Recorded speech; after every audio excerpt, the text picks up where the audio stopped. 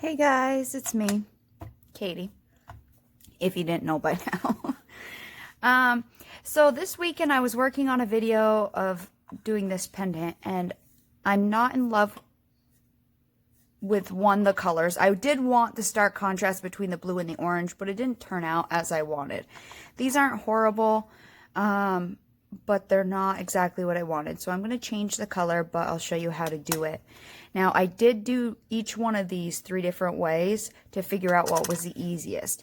And the easiest way I'm going to show you now with just some different colors. If you want these colors, this is like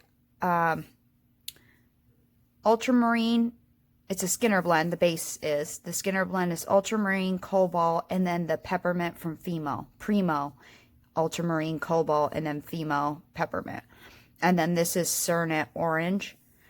They're neon orange and Cernet.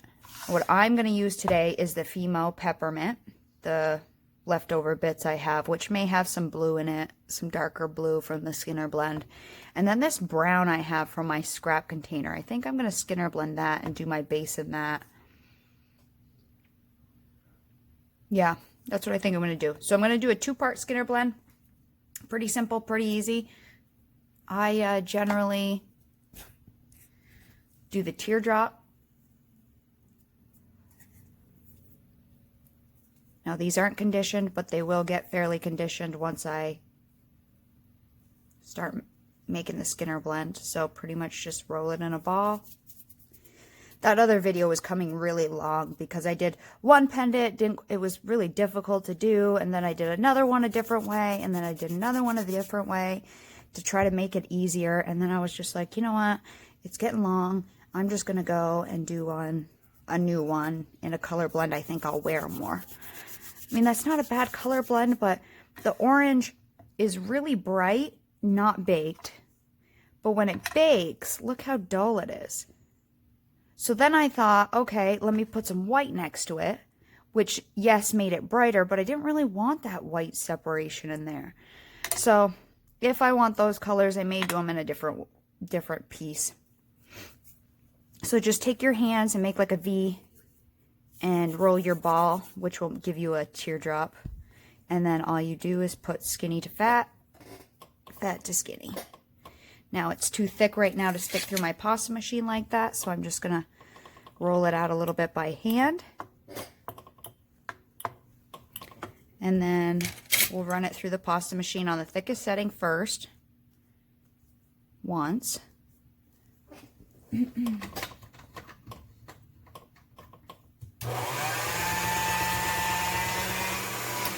Now, when doing Skinner blends, you can cut them in the triangles. You can, some people do the triangle thing. Usually when I'm crafting, it's really late at night after work, and my brain just doesn't process it well. So doing the teardrop for me works better. And they really are just long, skinny triangles. Now, when you're folding, you put your colors vertical away from you, and always fold your colors up, okay? So you have the same color touching the same color, the same color touching the same color, okay? So turquoise is touching turquoise, brown is touching brown. You do not want to put them this way and have the turquoise touching the brown, because if you do it that way, you'll just get one solid color between these two.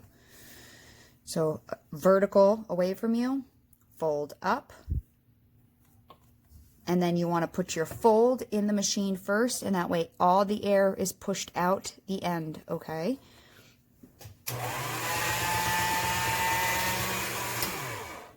Same thing. Then again, fold up. Now you do get this weird lumpy thing at the end. Always fold to it if you can help it. Always fold to that. And I always put the edge, not this lumpy edge, I always put the flat edge facing towards me in the pasta machine. So this layer is facing me, not this layer. And that helps keep you from getting a lot of this, because it can get really big, this whole weird loopy. So fold up, and then again, this straight part's always going to be facing me. And it should keep it pretty minimal. Now, I didn't have equal amounts of clay here, so one's going to be, if I had a little more of one. And then to keep my Skinner blend narrower this way, so I have more to fold, I just pinch in the sides, which I know I've showed you to keep it narrower. Myself, I'd rather have it narrower this way than wider, because then you only have a little bit to fold up, and I don't like that. So, you know, every couple of them run through the machine, I'll just push it in. But I don't have a video on this. There's already really great videos. I learned by watching Fiona Abel Smith. She has a great Skinner blend tutorial. And then I learned from Cindy Leitz, the polymer clay tutor. I learned from how to do the teardrop Skinner blend. I don't know if they created them, but that's... Well, I know they didn't create the Skinner blend, but the teardrop, I don't know if she created the teardrop Skinner blend or not, but either way, that works the best for me. Okay, so I'm going to continue blending. You can already see some blues moving over here. I'm going to continue blending these up, and then and hopefully you can keep your lines matched up, but in the beginning your lines get weird, so just let it blend. I'll be back in a minute. And you know what, now that I'm sitting here thinking, I might actually want to add a little white on this end, just to, I don't know, give it a little bit more. I might want to brighten this blue up, so I think what I'm going to do is just take a little bit of white, just a little bit, and make, now you could either just add a strip on the end here, or because I want it to blend a little bit into this blue, I'm going to make like a lopsided triangle down here. Just stick a little bit on that blue. And it'll work out. Don't worry. It will work. It's going to be weird at first, but it'll all come through.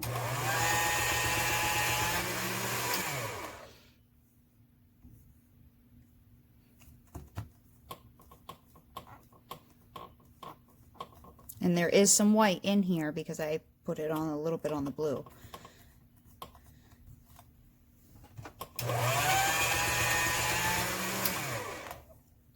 And the only reason why I'm shutting the motor off is because I'm on camera. That's actually kind of a nice blend right there in the middle.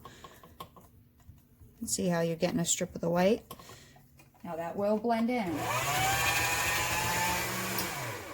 as we work it. See how it's starting to spread out down this side? So just kind of... Now if I would have thought I wanted it lighter, I would have just added a really skinny teardrop and made it a 3-part Skinner blend, but I didn't really think about it. And my Skinner blend is also starting to get wider this way, not narrower this way, so I'm getting less, so I'm going to pinch in the sides because I want every color to fit in this cutter, or most of my cutters are about that size, so I want to keep it from dark to light, kind of narrow.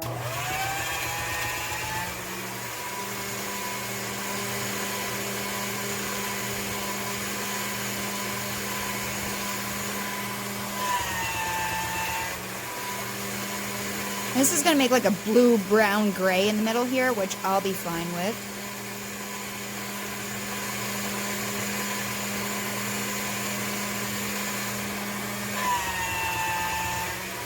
You see how the white's mixing in?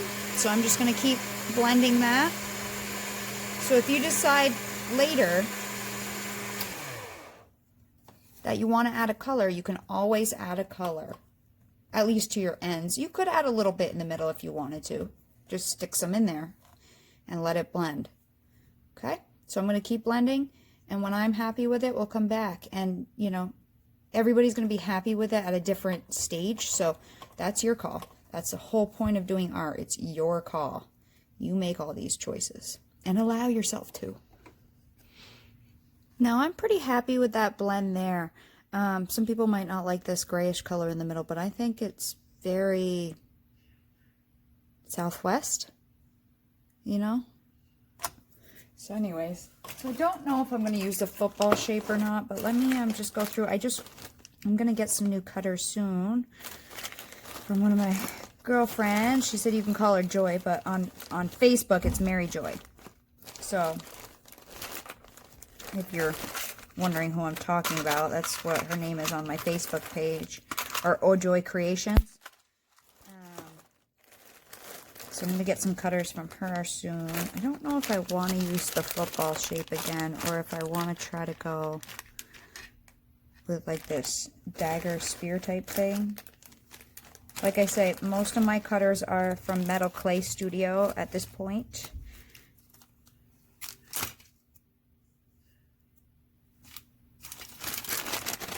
I think I'm going to do that one. And my plan was to have my blend just long enough. So I think I'll do all the way down to the tip of the blue. I think I'll do it like that. Now I also don't know what color, I don't know. Actually, I think I want the brown on the bottom. This is what I'm going to do. Put the brown on the bottom, and then I think I'm going to, now I'm going to hang it this way, or am I going to hang it this way? I think usually I drill the hole, I had a fuzzy on my finger. Usually I drill the hole up here, I think, but, I mean, you could really hang this one either way. Do I have one of these close by? Let's scrap one of these in this shape. Here's this shape. So you could hang it kind of either way. If I did, I would drill the holes at the bottom, is my plan. So do I want the brown at the bottom? And I would want more of the holes. So I think I would actually do it this way. Yeah. Okay. So I think I'm going to do it this way.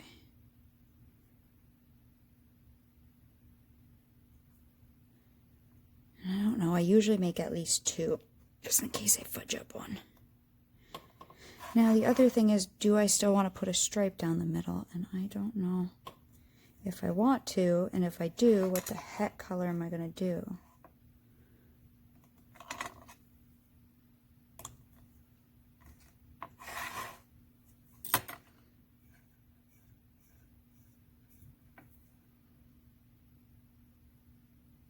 I could do a piece of the Skinner blend and flip it opposite, you know, if you cut.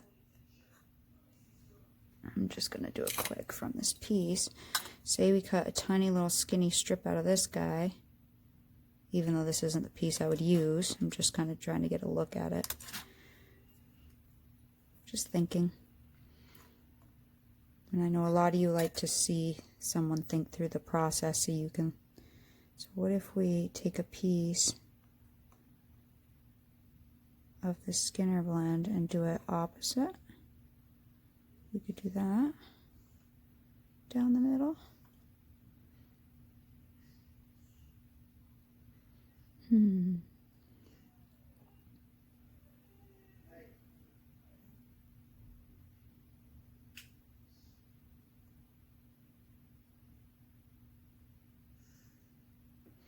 I could also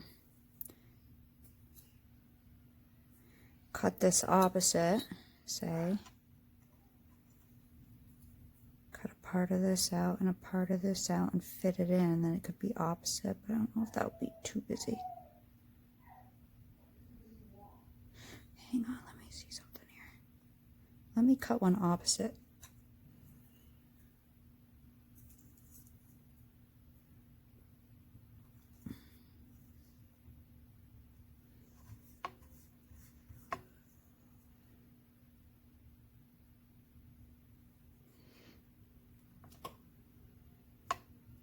Dog is upstairs whining. So when Jax is down here whining, it's not at me to get my attention. It's he wants what his brother has. Oh, crap. Well, I guess my edge is going to be a little flat. That's okay. Let me just make it straight at least. And let's do the same thing with this one. Just cut the little tip off of it. Okay. Oops, made a mistake. It's just a heavy mistake. Oh, my February calendar just flipped, and my Bob Ross quote says, "Spend some time with nature. Let it become your good friend." Okay, so what I was thinking is, what if we cut these in half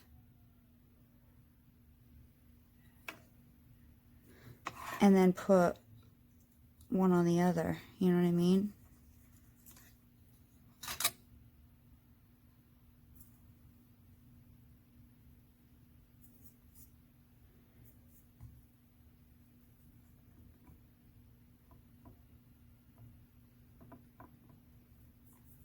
No, you don't know what I mean probably, because that was not a good explanation of it, but let me tell you what I mean in a second. I'm just playing, honestly. I don't, you know, really have anything in mind. I had this color combination in mind, then it really didn't work out. But I like the whole circle thing, so I'm going to try to make something. You know, a lot of people say they like to see how I work through a project, and that way they can get confidence in working through a project themselves. And, you know, they've learned, oh, maybe I shouldn't get as frustrated as I do, or I shouldn't, you know, I rush it too much, or this or that. So, you know, I don't know. I'm just going to do it the way I do it, and it is what it is. Okay, so what I'm thinking is, let's set one on the other. Let's cut it and put them back together. Let's see if I can separate them, though.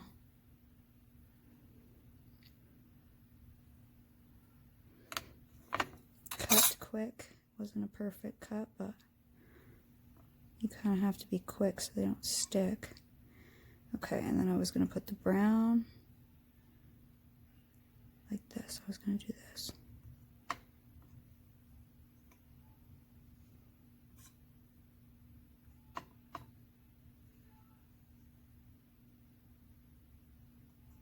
That might look cool, huh? Before I stick them together really well. That actually might look cool. So I got a little bit of the blue on this guy.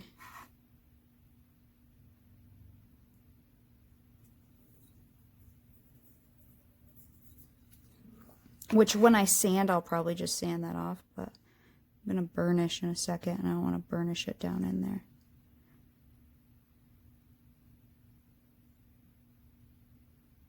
Now, I've said before, I don't like putting pendants where the seam is in the middle, but because we're going to back it, I think it'll be fine. So let me wipe my fingers off quick. Let's butt this right up nice and tight, and then we'll burnish it and flatten it just a hair, and then we'll recut.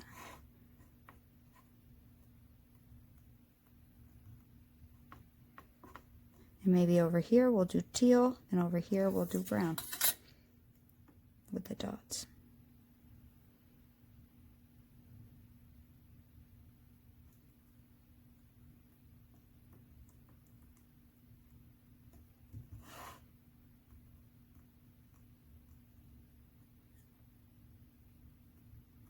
Now, ideally, I would have just put these two on separate tiles so they each had their own room.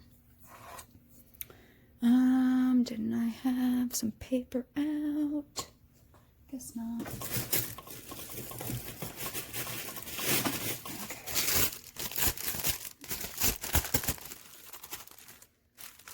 I'm gonna burnish with the line as much as I can at first.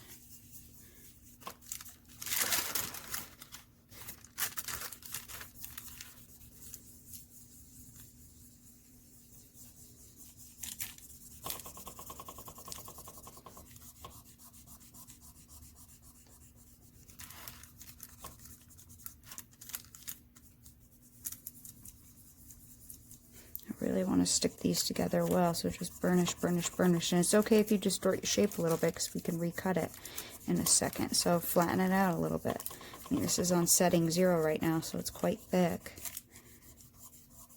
And if we had a backing, it would even be thicker, so.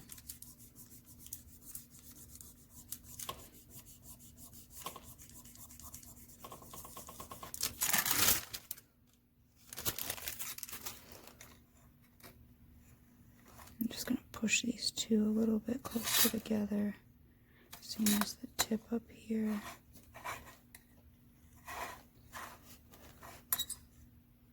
Come on at it. Let me push those two a little closer.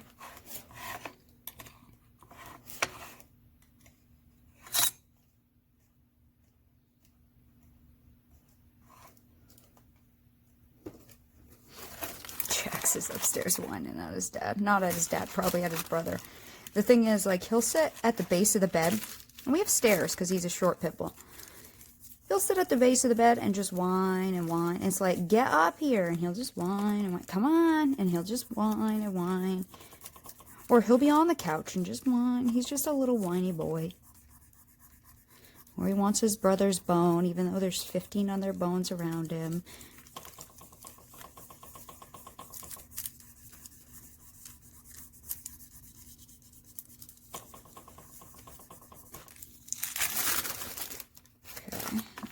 This one, same way. So start off with going with the line. And then when it feels pretty even, just do little circles. But even do the sides because you're flattening out the middle some, so you want to do the sides a little bit too to kind of get everything nice and smooth. You can use like an acrylic block. I don't know, I just tend to use my fingers because you can feel a lot with your fingers.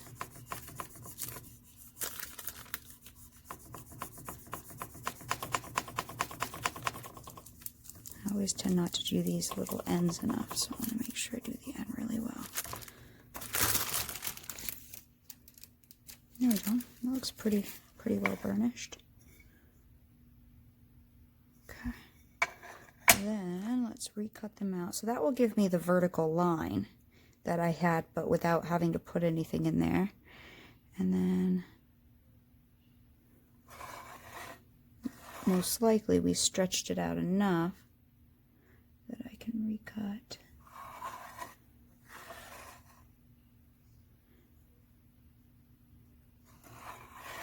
I'm just spinning it around so I can make sure the line's in the center if I can help it.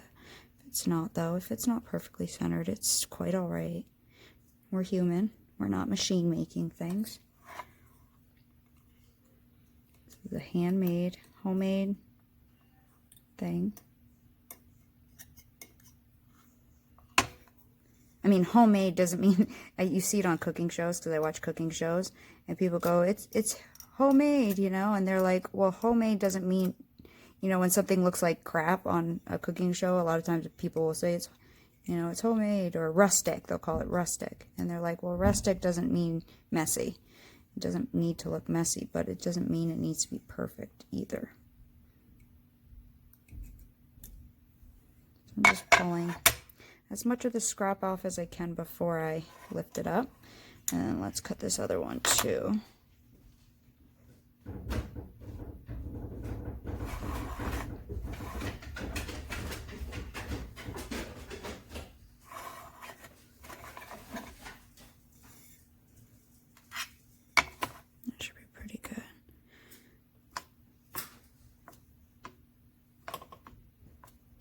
Same thing. Now what I'm going to do next is we're going to bake this. And I am using Primo and Fimo right now. Well, the brown is Primo. It's a scrap clay and I mainly use Primo, so I assume my brown is Primo. I know this peppermint scrap that I had with the blue has a little bit of Primo in it, but it's mainly Fimo peppermint. So I'm going to bake at 275. I'm only going to bake this first layer for a half hour, okay? Now, when I get, no matter how many bakes I do, the last piece of clay that goes on, I want to bake for a full hour. And that may mean that this first part that bakes may be in the oven for a total of 2 hours. That's fine. Whatever goes on last needs to bake for a full hour. It makes it stronger to bake for a full hour. That's what I believe. So I will bake the last clay that goes on for a full hour. Now, some people say, well, you could use your heat gun. Yes, you can, but heat guns make it very brittle. So when I'm going to put these holes in a minute, I don't want it brittle. I want it as strong as it possibly can be. Not as strong as it possibly can be, but I want it fairly strong, which is why I'm going to bake it in the oven for at least 30 minutes. And that should be strong enough to put the holes in. Let me just get this excess out of here, because I know I could use that. Now, all of this other stuff, I could sit here and try to scrape it off to save it. It's definitely not a lot. It's just that thin, you know, that thin layer you get from plastic cutters. But I'm not going to pick these up because I don't want to risk distorting them. Now, anything that may come off with the pendant, when the pendant comes off, I'll just trim. It'll take 2 seconds with my Dremel to trim this stuff off. So that's what I do, rather than pick it up and try to smooth it. And now this is actually stuck to my piece, so I gotta, there we go. Okay, so let me get this in the oven for a ½ hour, and then we'll have stage 1 done. I think I'll like this better.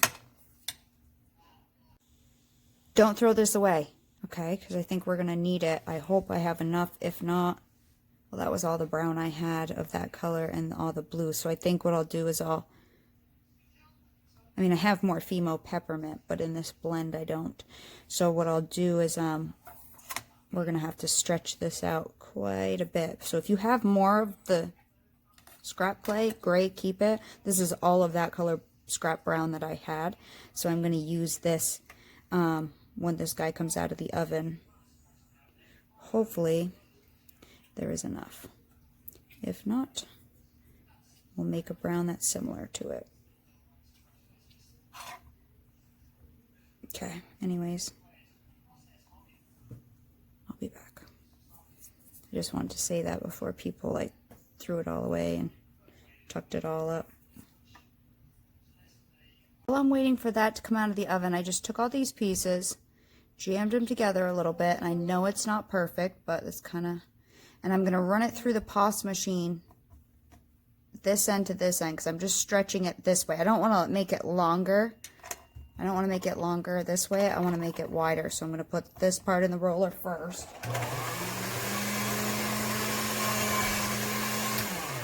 And I'm going to see if I can get enough here. Let me just fold it up a little bit so I can make more of a solid hunk. And I'm not going to fold this part yet, because if I fold it, then air is going to get trapped in. So I'll leave one area open.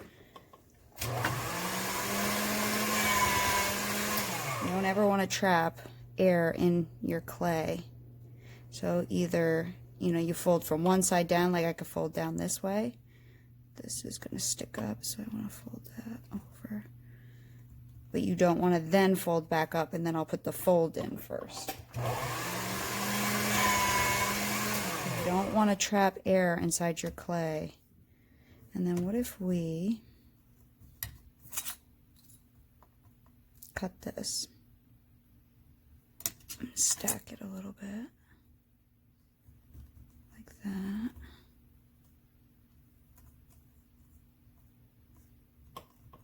Definitely have more of this brown left because I went more towards the blue on the pendant.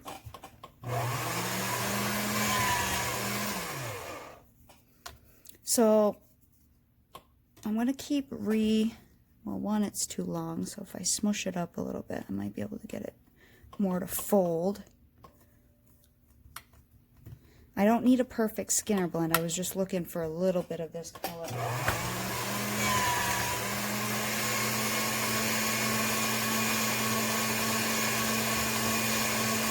Oop.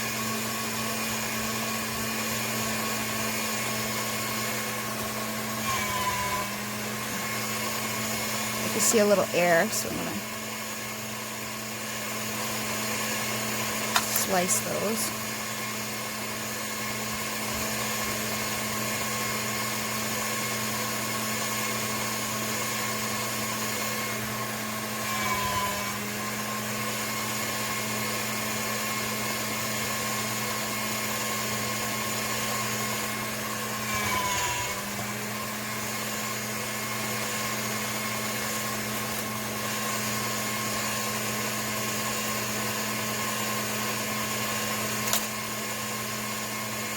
I'm going to try to re-Skinner blend this back out. But again, doesn't need to be a perfect blend because you're not going to see it 100%. Any air bubbles I'm seeing, because this was, I rolled it all up kind of funny. I'm trying to pop out now.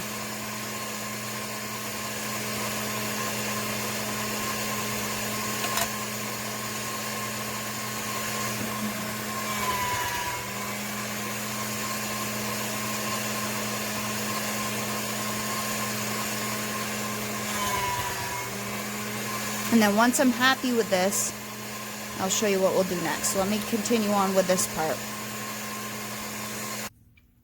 And once it's about the right length for my cutter from here to here, what I'll do is I'm going to roll it, this end of the rollers first, out on a fairly thin setting that I can get 2 out of here. 2 cuts out of here. So I'll take it down. You know, that's a setting 2. I could only get 1 still.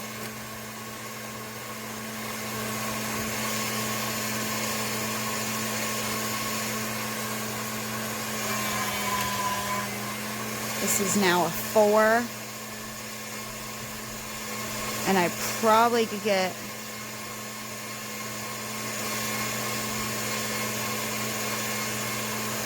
two out of that, but I'm going to go down to a 5.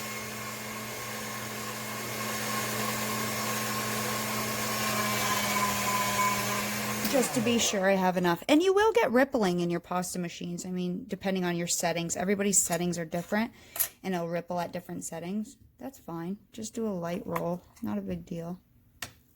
But we're going to burnish it on anyways, so I'm not really concerned about that. Okay, so now we have that, and that's ready to go when we get our pendants out of the oven. This will be ready, and if you had more of the blend, you know, you could definitely keep it thicker, but that's all I had left, so I'm going to do it on a setting 5. And my pendant's on a setting 0, so that's a pretty thick pendant and another 5 on it, so it will be thick enough for sure. A thick enough pendant, but make sure you have enough to back your piece with. And then I would put it on a tile and get it away from all of your stuff, because we're going to be making a mess in a little bit. So I'll get it on another tile and get it away from my area. When those come out of the oven, I'll be back. Okay, so they're out of the oven, and yes, I've been doing some work to them. Now I want to explain why we're going to be doing it with the drill. So initially for 2 of them, just like this, I made them, and I used, before they were baked, I used the little micro round cutters. Now with the tiny little cutters, the clay really gets stuck inside, and even with using a needle to push it out, it is just a pain in the butt. And if you want to get circles close together, it can distort the circles when the clay is raw.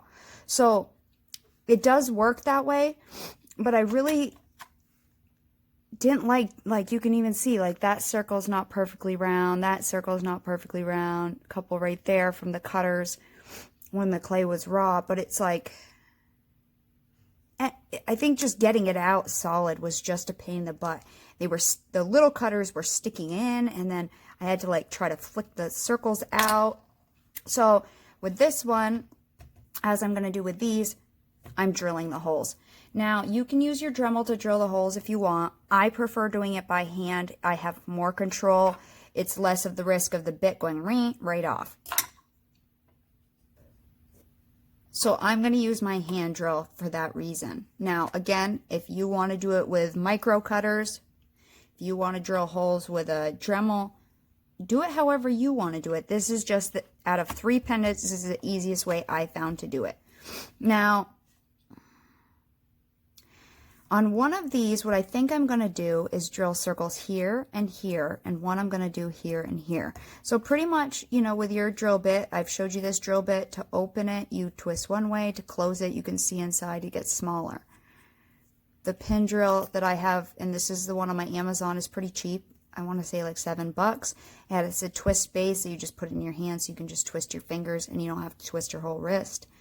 I have different size bits here, so I'm just using random sizes, you know, and I've started off with my big ones. Now I need to figure out what one do I want to do. I feel like I want to do this one opposite and this one. So just with starting off with the biggest one. It's easier to just have it down on the table, and I know you can't see anything, and then pick it up and just drill your hole, just like you would when you're doing your jump ring for your bail. Now this is a size 0, so it's fairly thick.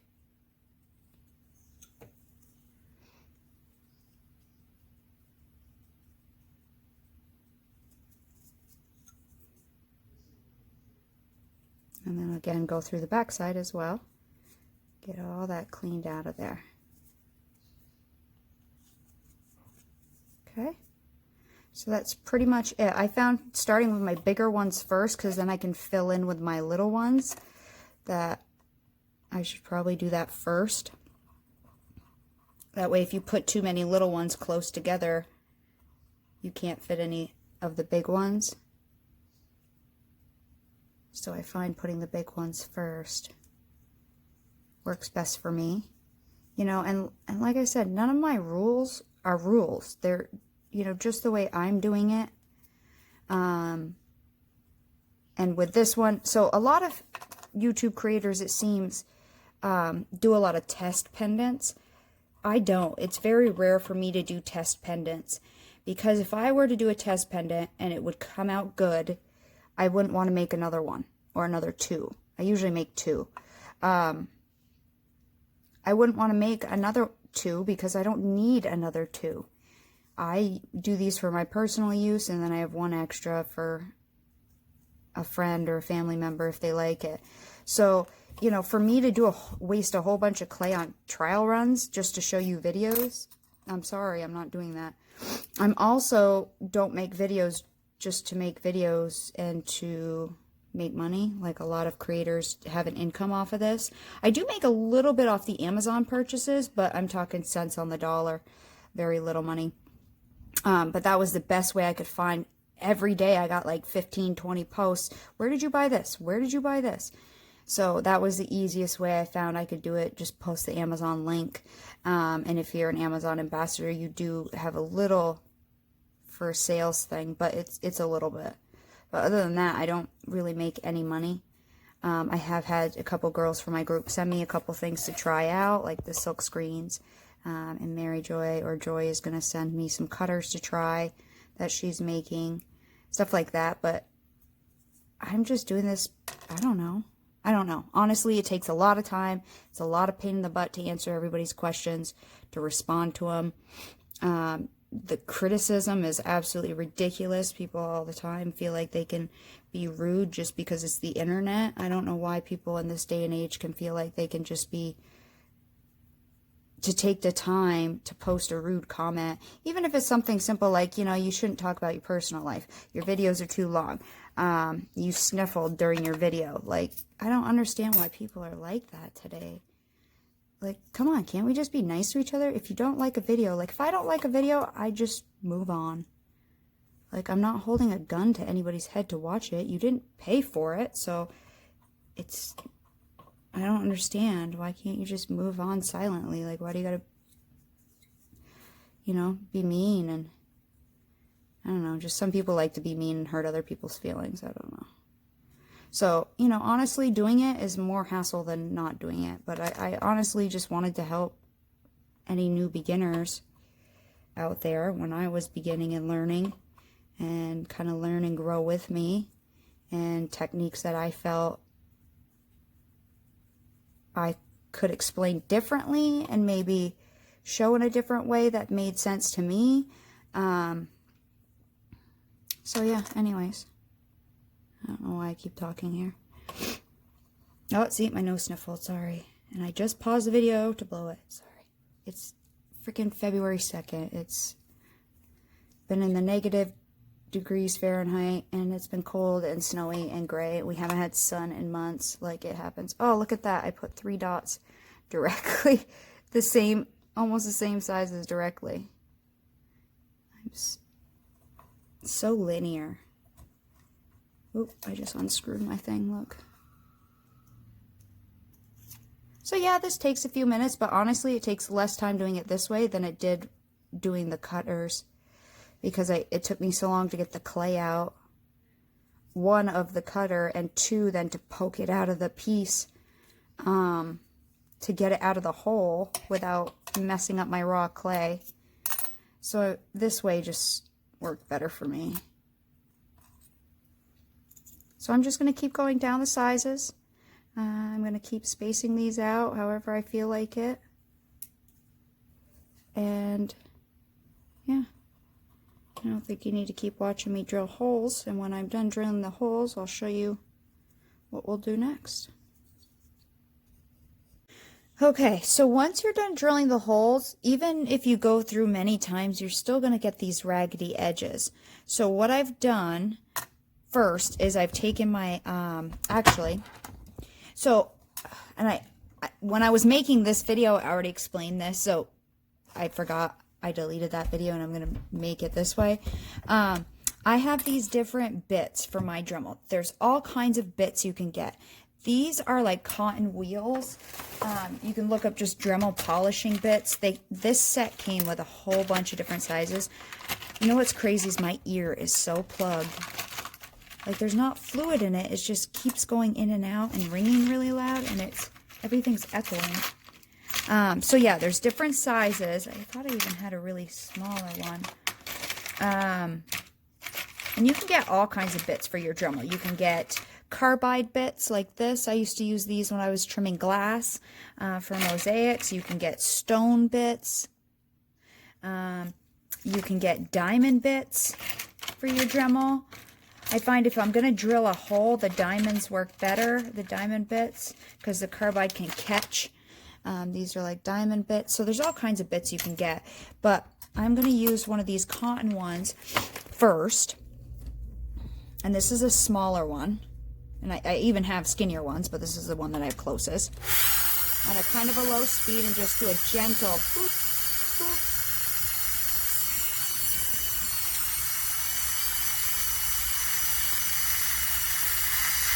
Right over the holes. Some of them I want to make one bigger than what my biggest size drill bit was. So I went a little deeper. And then I'm going to do it on the back too.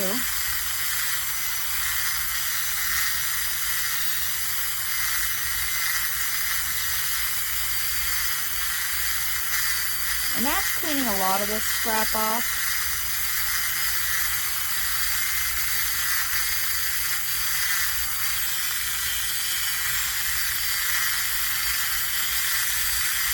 Most of it at least. As you can see, because I had just brushed my table off. Okay, so that's what that did. And then what I'm doing is I took my orange wheel, which a lot of you have gotten, and I hope you like them. Let me know if you've gotten the orange wheels and white wheel set, and let me know if you like it or not. And then with this one, I'm just going to go from all different directions and kind of, I'm tilting so I can get the tip down in there. I'm going from all different directions to try to buff out anything else on the corners in there. Like as it's on the inside lip. I cannot tell if I'm yelling or screaming. Like my ear is so plugged. It's crazy. It was fine when I woke up, and it's not like a fluid in it. It's just like it's plugged.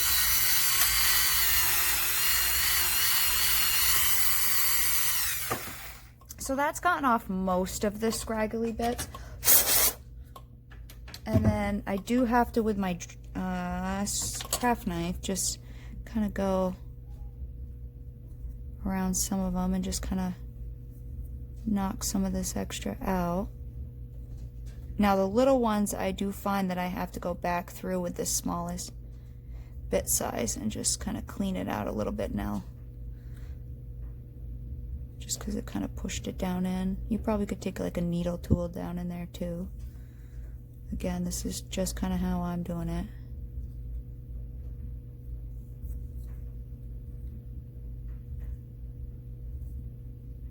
Not the right or wrong way. There is no right or wrong way. Just whatever way works for you. And with whatever you have at home. The reason why I have all those Dremel bits is because, like I said, I used to do mosaics, and with different acrylics and glass and stone, I would grind them down into specific shapes I wanted.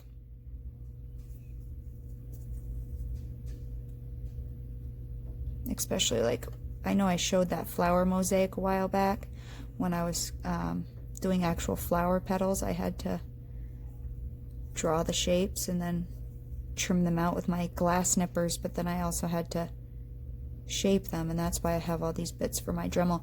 It's not like they go bad or anything, so let me see if on these little ones I can fit my needle tool down in.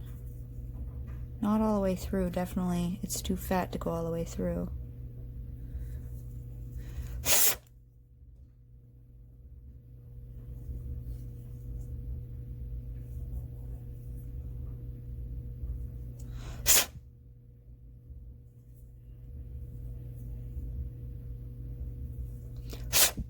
See? And then it's pretty much all cleared out.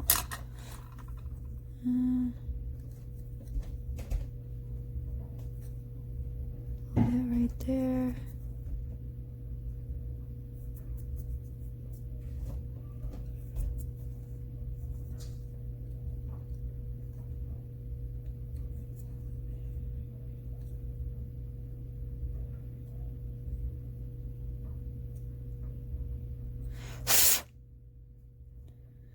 Just kind of blowing it. There we go.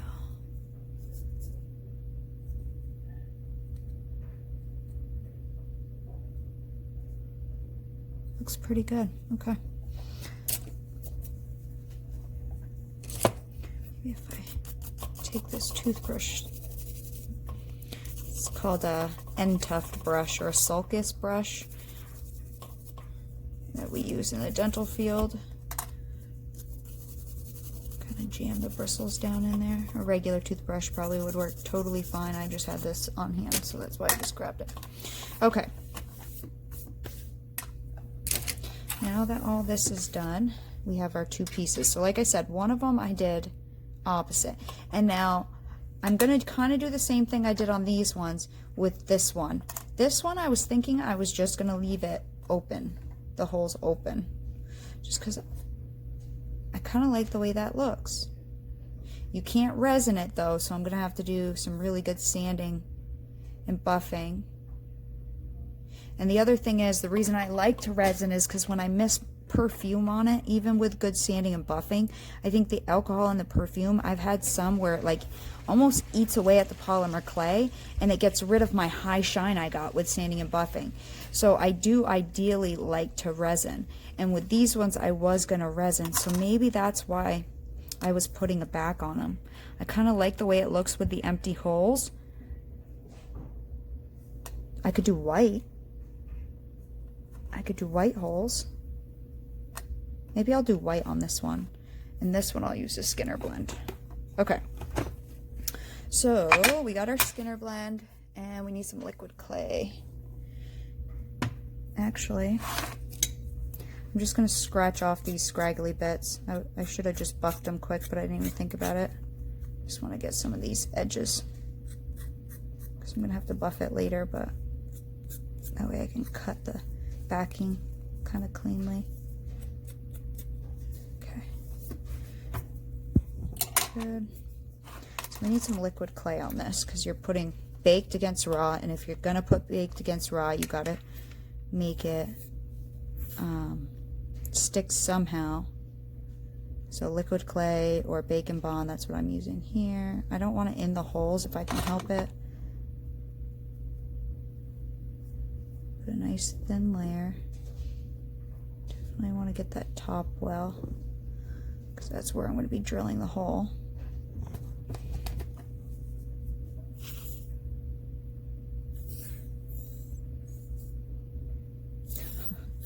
Comes out so slow. You got to keep it kind of upside down.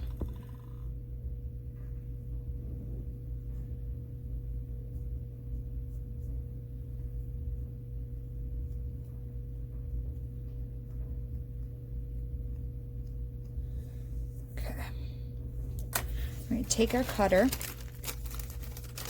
now. And since I didn't need to make this thin because I'm not going to get 2 out of it now, but just to be safe, I was going to get 2 out of it. Actually, I still might need 2 out of it, actually. 1 that way and 1 this way. Okay. And then I would put this in my scraps, so I always keep my scraps. I would take this pure blue, put it in 1 scrap,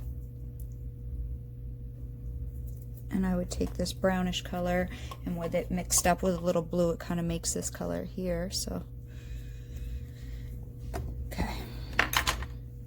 And then what I want to do is cut these in half. Where's my blade? Right here.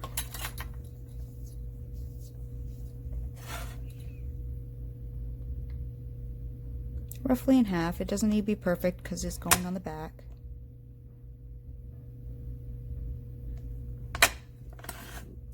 Okay, and so I want to put it opposite. So this is brown down here, so I want to put the blue one down here.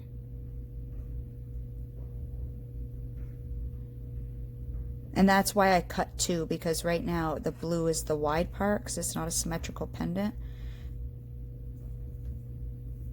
Make sure you don't have any air. And then this one, well, I did kind of mess that up when I picked it up.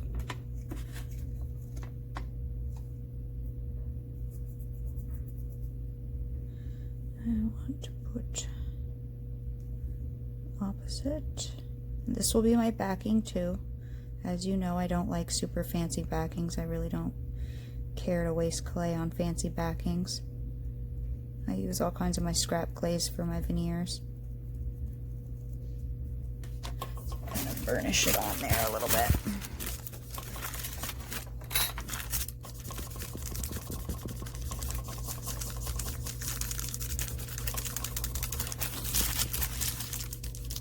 So the other one, I'm pretty much going to do the same thing, except for it's just going to be white clay. I'm just going to lay a solid sheet of white on the back, okay?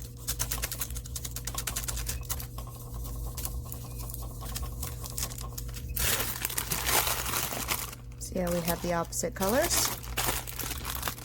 And now on some of these, I just left it way down in like that. And on other ones, I kind of pushed it up a little. Not on these. These are balls that I added on top. See, they're little balls. But down in there, some of them look a little bulbed. And that's what I wanted. If you don't like that look, don't do it. Now with a kind of a fat ball tool. I can find my fat ball tool. Fatter ball tool. Now if you hold it up to the light on my other color, I could see through it. This one, not so much. Just kind of find your hole and give a gentle push up in there. And yes, the backings will have, well, not on that one, some indents. I'm okay with that. If you want to put another backing on to get rid of that, be my guest. And you see how it's kind of pushed up a little bit? I don't know if you can tell the difference, but in real life you can. So I'm just going to do that to some of these. Okay.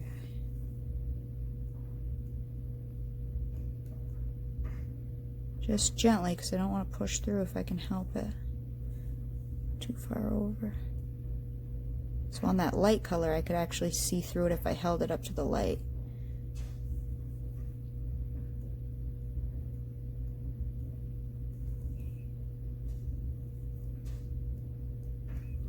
So yeah, this back will have little indents, and I'm fine with that. I'm really the only one wearing it. I totally could fill them in, actually, since I have this scrap clay. But again, I'm not overly worried about that.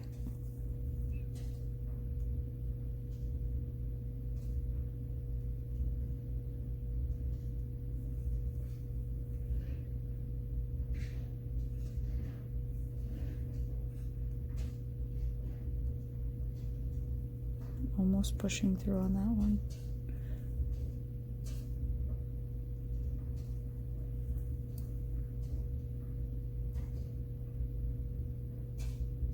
Get back down in there. know, I think it just gives it a little height difference. And again, you don't need to do this if you don't want to.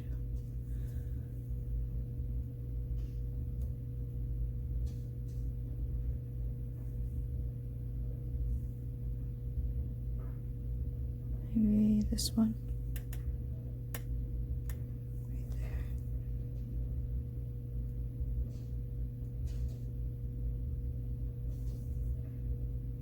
Like that. And maybe since I have some of this scrap here,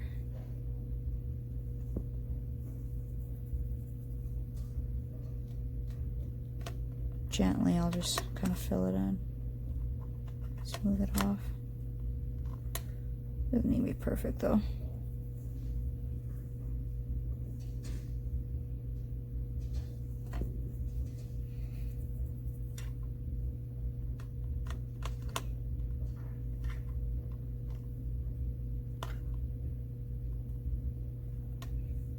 We can reburnish this back in a second.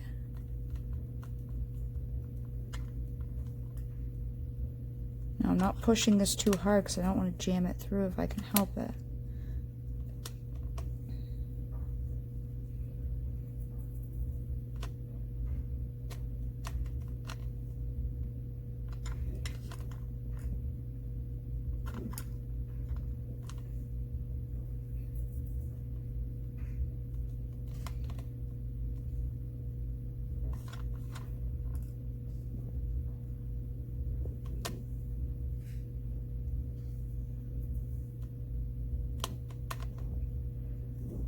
Yeah, that might be a good way to finish off your back so it's at least solid. So it's not so holy. So I'm going to do the same thing on the brown side. As many as I want till I'm happy. Okay. I don't know, just set some up a little bit. So do it if you want, don't do it if you don't want. And then I'll be back. Let me just do the other side quick. Once you get the ones you want pushed up and your back filled in, just take your paper again and just burnish it really well.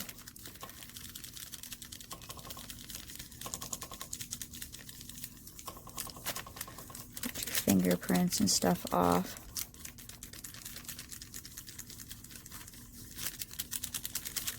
If you want to do that. If you don't need to do any of this. I just thought it might add a little height interest under the resin.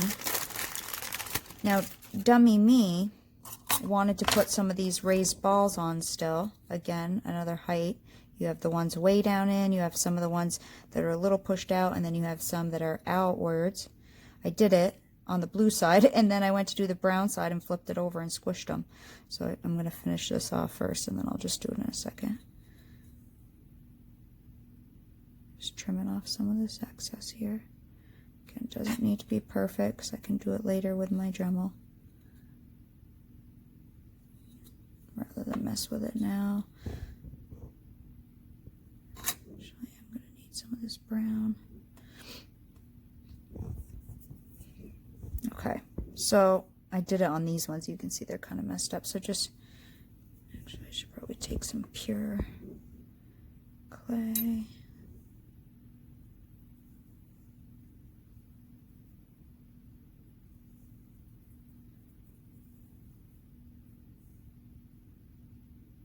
And I don't want them sticking up too high because I don't want to have my resin too high, but just a little bit, maybe. I might need more of that.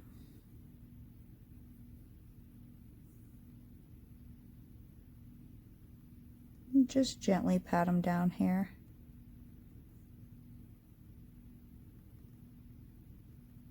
And because the raw clay on the underside is pushed through, it should stick to raw clay to raw clay. And then you'll have some that are a little more up high, some that are a little lower. And then some, yeah, way down in. we'll see. Add some interest to the eye. I'm not worried about too much. I can buff and smooth this later.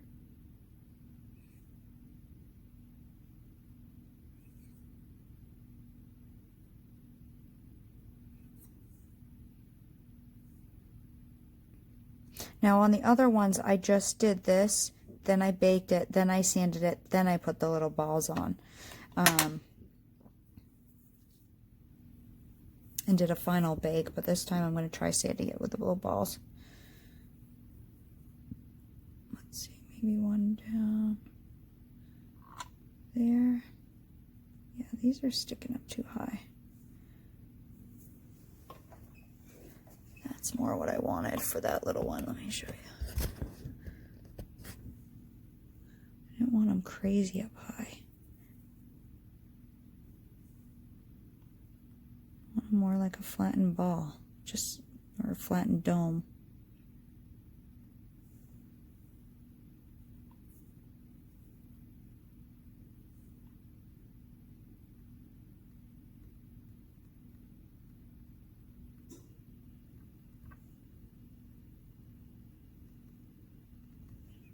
Up a little higher than everything else. And maybe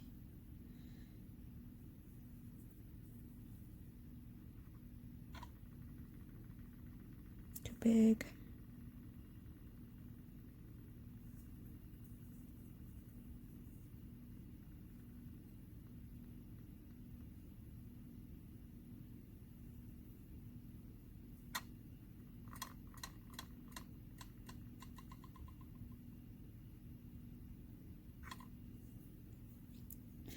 I want to do one of these small ones that I didn't push up. I'm going to have to get some clay down there. Let's get some clay down in there. So it has clay, raw clay to raw clay to raw clay.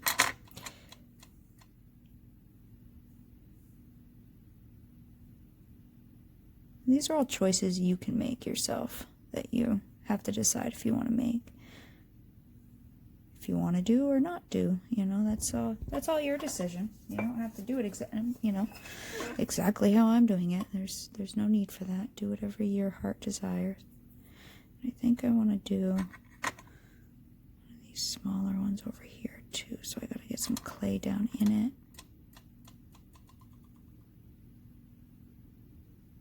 Sticking to the back clay.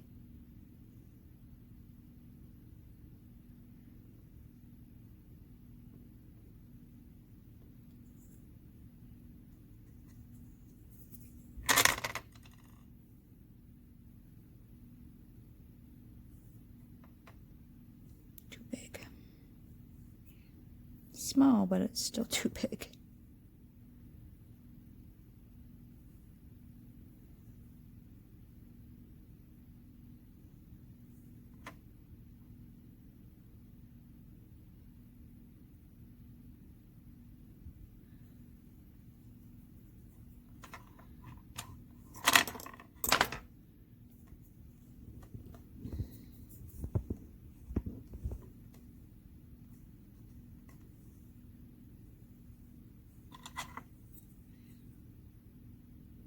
And we can buff these off later.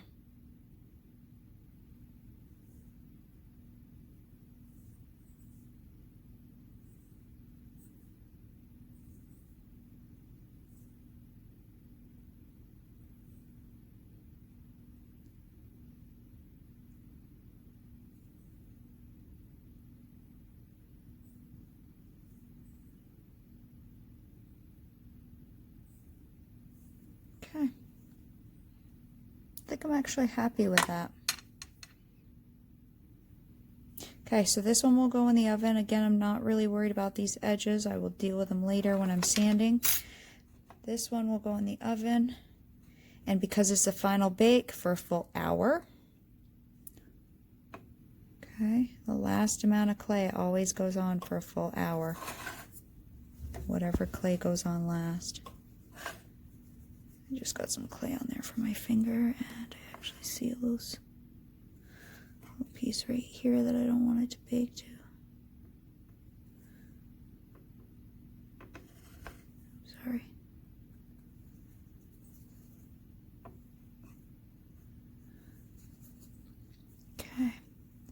And then this one, I'll just put a layer of black, white on the back, I think. And it'll kind of look like this. And I think this one will be done as well. Get rid of my excess so I have room to put that other one and bake them for an hour. And then tomorrow after work, I'll sand and buff them and show you how we'll finish this up. And I think I'm happy with these ones. Like I said, this is just how I'm doing this. I found this was the easiest way to achieve this look I wanted to achieve. But whatever way and with whatever tools you have, always feel free. You know, I'm not a teacher standing in front of a classroom. I'm here as a friend, kind of giving inspiration and, I don't know, just crafting with you. So I will talk to you guys tomorrow after work. For you, it will only be a blink of the eye. So I will get at least that one in the oven. I might not finish this one tonight because I'm kind of beat. But maybe this one in the oven tonight, so it'll be done for tomorrow. Okay, so quick mention, my fiance's upstairs in the shower. It's 9:30 on Monday night. He just got home from work. So you're going to hear that and maybe his podcast going on his speaker upstairs. Anyways, that's over. Now, I want to tell you what I did. So I baked them and they both came out of the oven. And I know I've shown you many times, but I sanded them with wet, dry sandpaper. Wet. I had a bowl of water that I dipped it in. I sanded 400, 600, 800, 1000, 1500. And I didn't do it very heavily because I didn't want a lot of the grit to get down into the holes. Now, some definitely still did.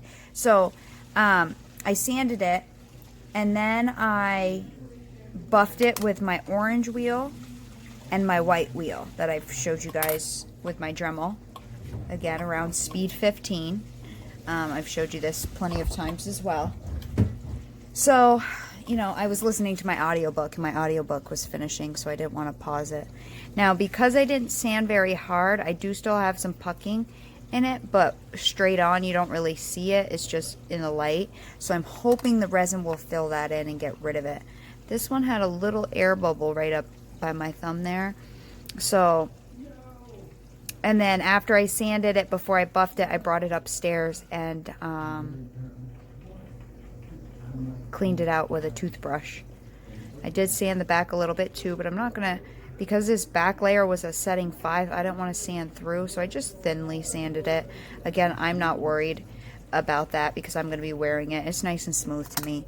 I do like the white one as well. I think they both look kind of different.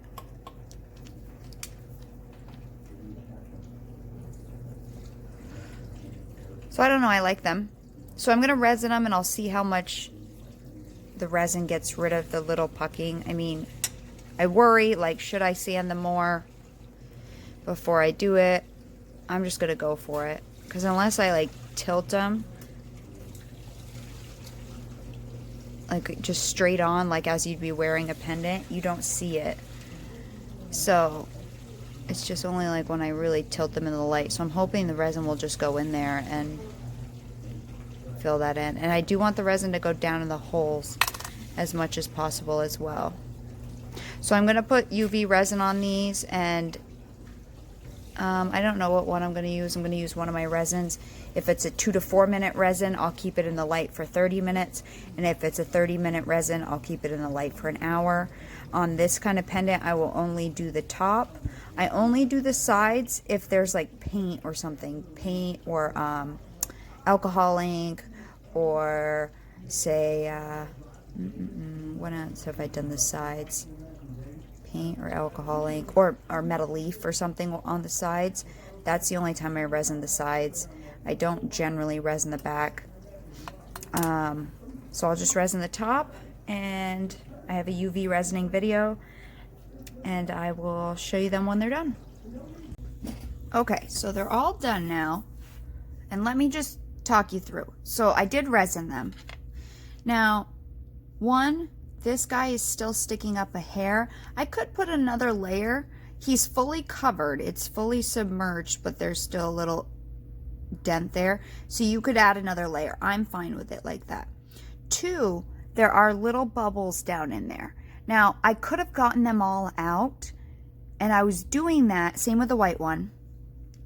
And I was getting the little air bubbles out, but actually when I started looking at it, I was like, I kind of like the little air pockets down in there because it kind of adds to the circle effect. So I left my little air bubbles down in there, but you can definitely work at, you know, getting them out with a little needle and the torch and stuff like that. So you can get them out, but I kind of liked them down in there. It added kind of to the funkiness of it a little bit. Like there's another little round one down in there. And people who don't do resin won't know that that's an air bubble, but it's smooth. It's not on the surface. It's down in. It looks like you added a little bead down in there. So I don't know. I thought it added something to it, but if you don't like it, don't do it that way. And then I was trying to figure out what kind of color bail to put on these, and I tried putting silver next to it. I tried putting gold next to them. I think these are bronze. These bronze ones. So I think I'm going to use the bronze because, watch. So I'm just going to put a big silver one so you can see. I tried to put I usually wear silver, so I put a silver one next to it. Didn't quite match to me. I have all different colors. I have like a rose gold tone one. Obviously doesn't match. I have more of a copper tone, and that doesn't match to me.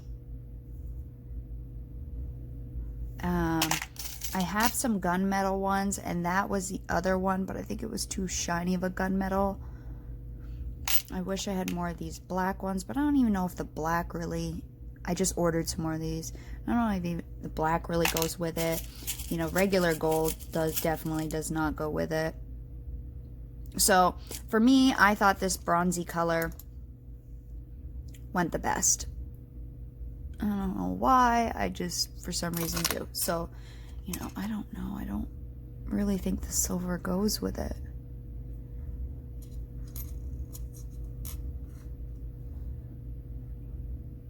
I'm like really contemplating, like, do I just do maybe a different shape silver? Obviously, I don't use this big one that much. A little round one. See, I don't know. Now, when you're looking for bails, I was just thinking about this because I was just buying them. You want to be able to see the pendant like this, and you want to have the loop like this.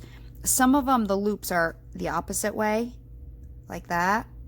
So make sure your loop looks like this in the picture that you're buying from, and the loop doesn't go the other way. Otherwise, you'd have to drill a hole crosswise this way and then put your jump ring here for your bail to sit right.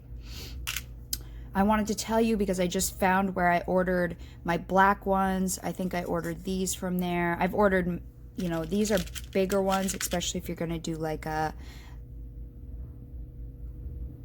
big chunky necklace, like you're going to make a leather cord necklace that's braided or something. These ones I got, those gunmetal ones. I have a couple different gunmetal ones.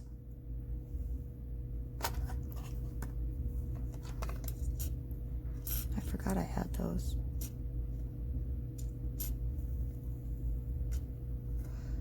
Which are the same as these, just two different. Actually, that one might not be bad.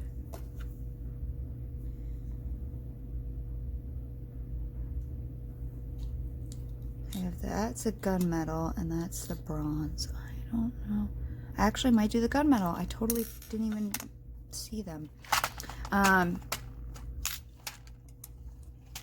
These black ones, which I actually couldn't find today. These black ones that I like because they're matte.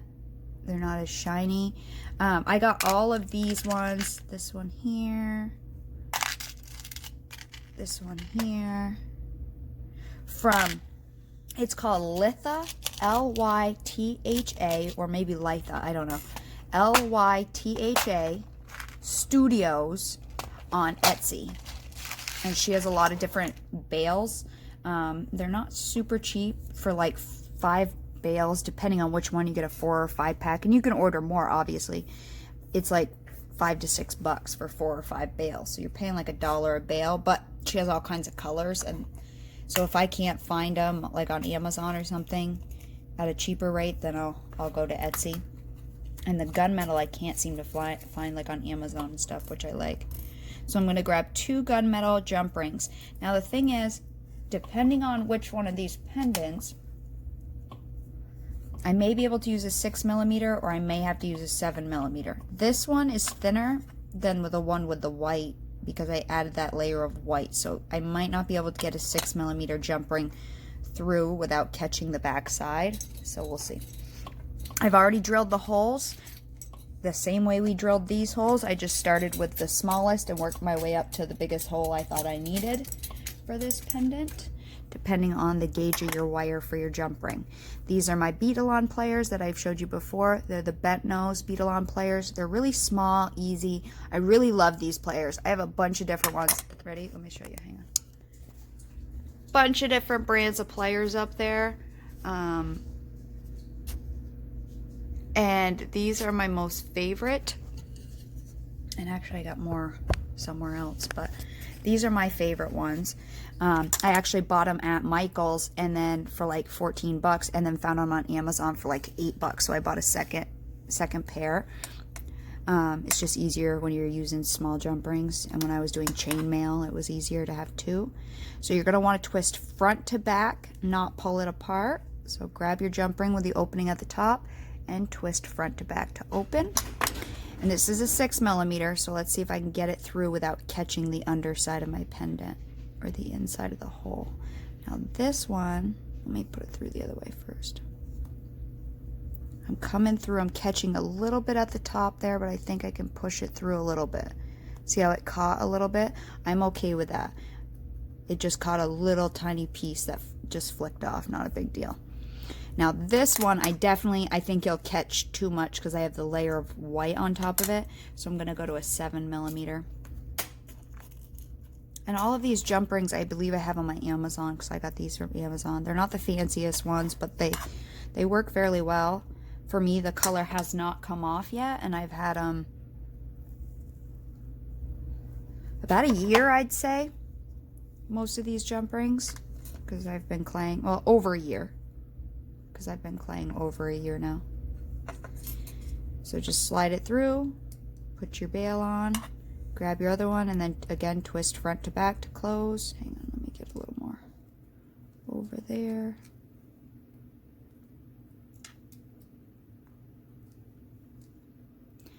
And I'm grabbing it with the plier like this, so more of my plier can touch your jump ring.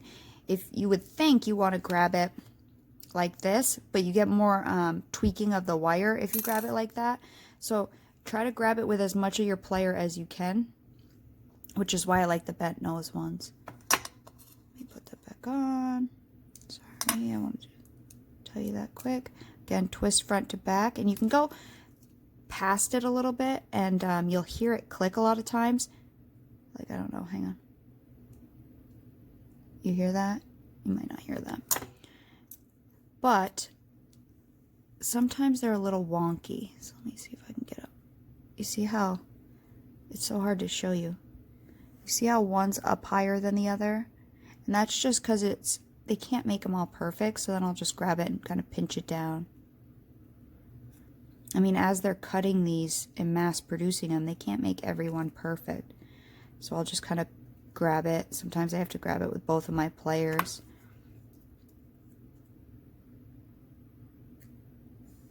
And get it to where it's even. It sits even. There's one. And this is, I like to use the smallest jump ring possible. So that's why I try the 6mm. And if I can't, then I go to 7. I have 8, 9, 10, up to 10mm, depending how thick of a pendant you're using will depend on how fat of a jump ring you're going to need. And that one didn't touch, so.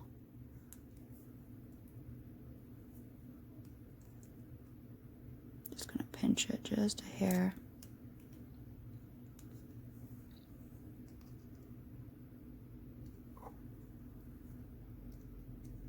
And the littler ones are harder to grab. I mean, I even have like 4mm from when I was doing chainmail, like bracelet type things. Okay. Yeah, I think that black will be fine with it. Okay, let me get them on my necklace stand, and I'll show you them, and then we'll be done.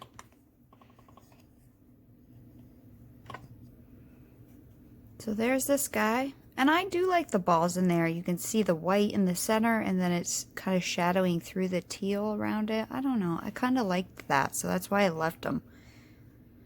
But you may not, you know, we're all different, so you totally may not like that. So if you don't like that, those little bubbles, get rid of them. I mean, that's your call. So there's that one, and then let me slide the other one over. Fingerprints off it, and there's the other one. So anyways, I'm sure you can find a, I do like the different depths of it. You know, some of the brown is way down in, some of it's just a little popped, and then you have the ones that I added on top. So I don't know, it gives it some kind of fun depth to it. So anyways, that's the tutorial, and or the craft session, I should call it, and I will see you guys next time. Bye.